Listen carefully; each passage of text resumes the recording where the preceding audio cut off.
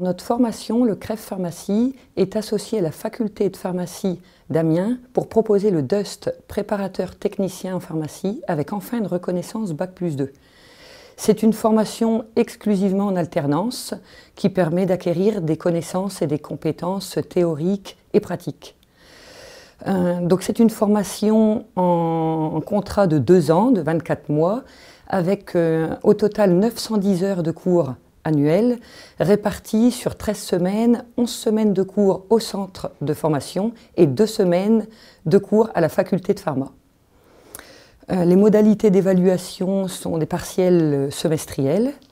Le contenu de la formation, donc il y aura de la chimie, de la biochimie, de la microbiologie, immunologie, botanique, de la pharmacologie, de la pathologie, de l'homéopathie, de la toxicologie, dispositifs médicaux, des préparations également, de la législation du travail, législation pharmaceutique, gestion, mais on a ajouté également secourisme, de l'anglais à la faculté. La formation a évolué récemment avec la suppression du brevet de préparateur et la mise en place d'un DUST préparateur technicien en pharmacie.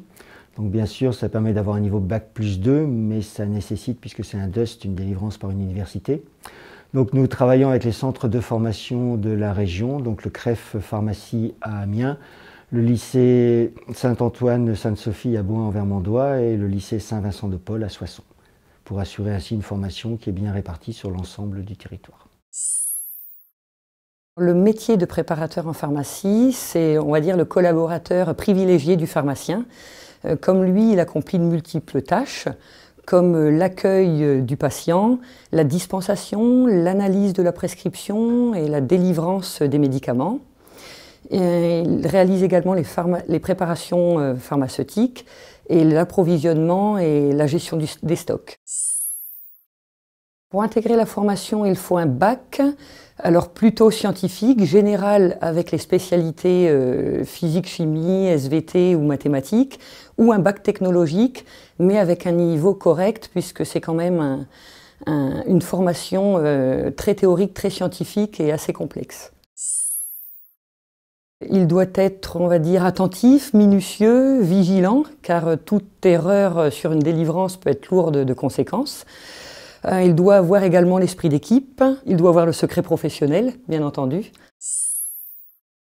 Les évolutions de carrière sont limitées, mais tout de même, il y a les licences maintenant avec le DUST, il y a les passerelles pour la 2e année de pharmacie, mais sur dossier uniquement, mais surtout les licences professionnelles, les licences pro, et également les CQP dermocosmétiques ou les certificats de qualification professionnelle en dermocosmétique ou également MAD, le maintien à domicile.